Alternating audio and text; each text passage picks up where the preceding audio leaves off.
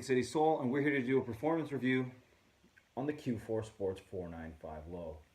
Q4 Sports is an upstart company out of California that's been making some waves this past year. If you've been on social media at all, especially Instagram, you've probably seen a pair of Q4 Sports shoes. Now, the founders of Q4 Sports do seem to have a real passion for the game of basketball. Does that passion translate into a beastly performance shoe? Is Q4 Sports the next big thing in performance footwear? We're about to find out. Before we get started, just a huge shout out to the people at Q4 Sports for sending these over for us to review.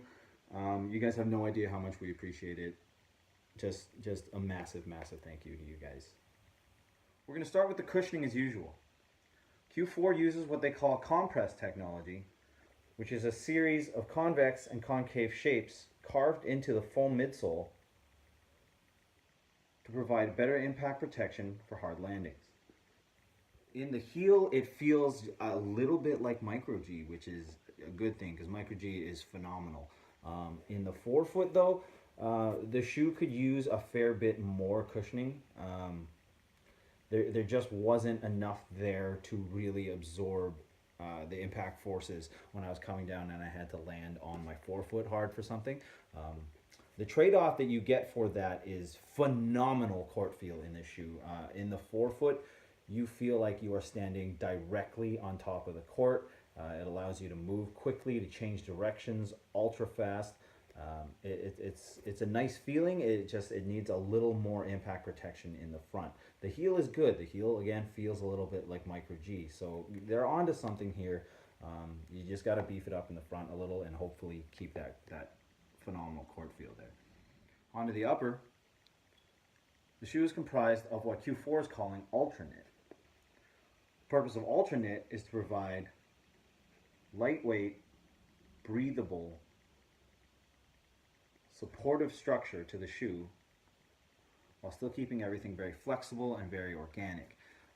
While the knit itself feels a lot like Flyknit and Primeknit, tactily it feels very similar.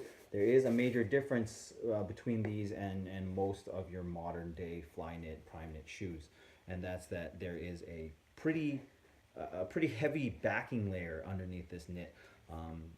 These days, Nike and Adidas have tended to move away from having layers underneath their knits because it makes them stiffer, it makes them less breathable, it just makes them heavier, and it defeats the purpose of the knit altogether. Nike used glue a lot early on in their Flyknit days for footwear that wasn't for running. Basketball shoes had heavy glue layers or nylon layers underneath. And this shoe has a relatively thick and stiff textile underneath the knit, which kind of undermines the knit quite a bit actually. When I'm walking in these shoes, it just doesn't have that organic feel that a lot of knit performance shoes do have these days. It wasn't very flexible, and let me be more specific about that. When I was walking and I would bend my toe here, the knit felt fine. It didn't cause any restrictions or anything like that. But when I bend it, I could feel that textile, and you can kind of see it bubble up right there. The material underneath the knit would just make this flop, flop, flop, flop, flop kind of sound, and it kind of tapped the top of my foot every time it was doing it. It just, tactily, it was just fairly unpleasant actually. This Ultra Knit stuff, I like the feel of this. I think if they went with some support structure underneath that wasn't a full layer of textile, it would probably improve the feel of the shoe overall. The knit itself is all right, but the way that they lined the shoe is, it didn't work for me. I didn't like it. Now onto the materials. The interior of the shoe is lined with this really luxurious fur. Oh, that's a cat. The shoe features a pretty standard opening with a partial length inner boot inside. Now the fit overall was pretty strong in this shoe. The heel held on really well, probably due to what Q4 is calling their external guidance system, or their EGS. I believe it's just a combination of the interior heel counter and this exterior rail here, just to give you that support that you need to keep your foot on the footbed and to keep that heel wrapped up and around your foot really nicely. The midfoot lockdown was all right as well. In the forefoot is where we started having some problems. The shoe does fit a little large. This is a 10, I'm usually a 10 and a half, and I still had maybe a tiny bit of extra length in there, and overall the room there, it's a very roomy toe box. It did make the shoe feel a little disjointed sometimes when you were making moves on the court. It's not that one-to-one fit that you really like. It will feel a little clunky up here. And again, that's something I think that they could fix if they didn't have that underlayer underneath the knit material. But the fit overall is pretty good. It's a little wonky in the forefoot, so make sure you watch out for that. Moving further into the interior of the shoe, Q4 Sports has a proprietary sock liner that is a signature piece inside all of their performance footwear. The insole has a TPU midfoot shank. It's not super rigid, but it does give a little bit of support and structure under the foot, which is always appreciated. And in the heel, they have a very large, what they're calling a pour-on crash pad. This is probably why I like the cushioning in the heel of the shoe so much. On top of the compress and having this crash pad there, it really does have a little bit of a bouncy feel to it. Again, feels like Micro G. Onto the outsole of the shoe, herringbone. And there's nothing to really say about it. It's herringbone, it works pretty well, although with these ones, you're gonna have to make sure to keep wiping pretty constantly, but the traction is there, especially in the forefoot. It's not quite as good in the back because the herringbone pads are smaller, but this part right here has got you covered. It works pretty well. In addition to the TPU shank that is attached to the bottom of the Q4 Sports insole, there's also an external midfoot shank.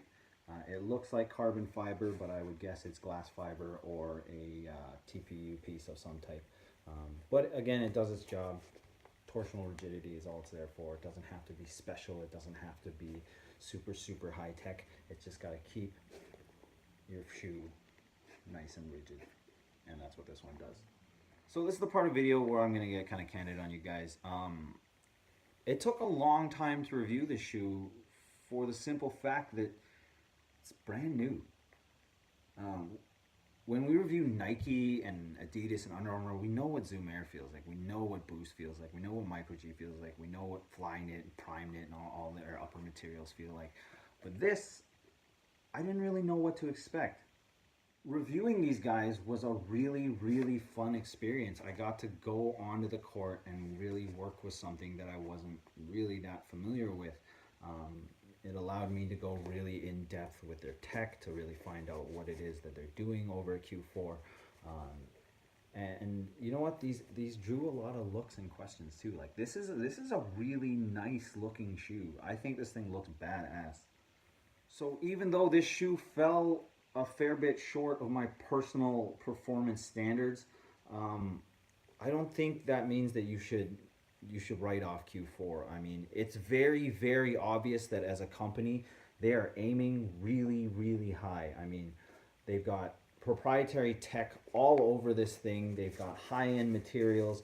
I'm expecting big things from them in the future. I think they've got a formula that could work as long as they play their cards right. This is a nice feeling shoe overall. It feels like a high quality product. It just didn't quite meet the mark performance wise for me.